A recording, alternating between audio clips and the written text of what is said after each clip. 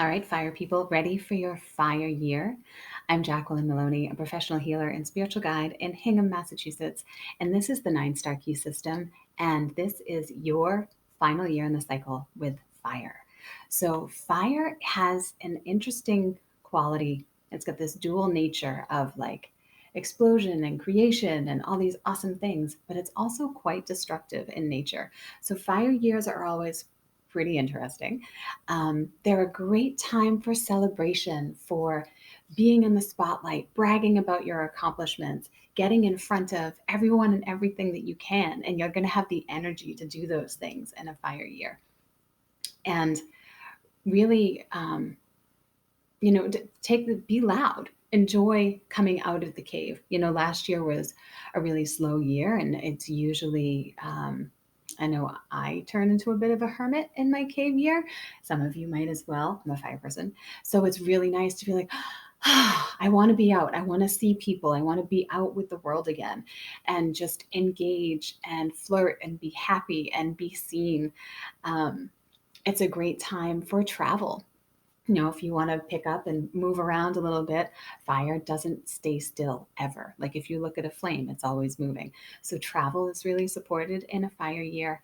And also public speaking, of course, because the fire person can usually hold court really well and has no problem talking about themselves and what they're doing. So, if you can get in front of people in that way, absolutely do so. And it's also a great time for like holding a retreat, holding a conference, any situation where you can see yourself as like an MC or center of attention. It's going to work really well. It's going to work in your favor this year. Also, surround yourself with like fiery art. So, images of fire itself. You can use fiery colors like sunsets and sunrises.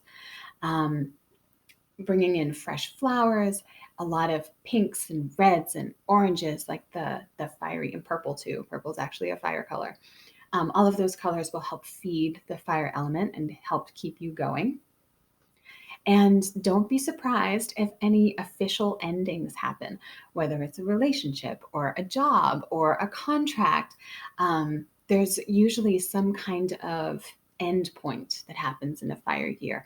There's massive transformation that can be done throughout this year, too. So, look at everything that you wanted to shift last year when you're kind of stuck in the mud and in that cave energy, and it's like, oh, all of this stuff is wrong. How do I fix that? This is the year to do it. You can throw it all in the bonfire and just be done with it and change very, very quickly. So, like I said, fire has this dual nature. So, there is a destruction element. And what I've learned from watching people go through their fire years, and my teacher and I were actually talking about this, how fire years are not, they're kind of not shown as they're not, what's the word? They're not experienced as they're advertised. So like it's not like seen on TV. Everybody's like, "Oh, fire's all fun, it's exciting, and we're going to be in the spotlight and things are great."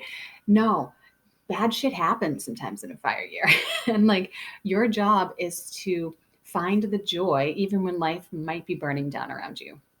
And I've watched this happen, for the past 8 years while I've been doing this work and watching people go through these really interesting challenges in their fire year.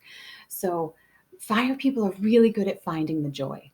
So, that's your job. Find the joy when things are burning down around you. Like that meme, it's fine in the fire around the dog. That's your job this year. So, fire, it's not about working too much. You have a lot of energy. Don't pour it all into work because you can burn yourself out, literally and figuratively. So, play is a must. So, like, get outside, play with little kids, play with puppies.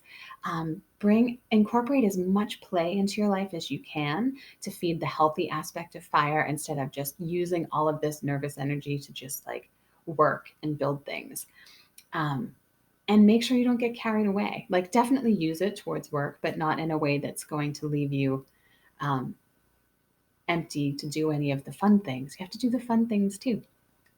And so don't be afraid to release what's holding you back. So fire has this tendency to cling, whether it's codependency in relationships or just feeling like they need to be attached to something else, because fire can't really burn on its own, but you have to be able to release things to get the change that you want.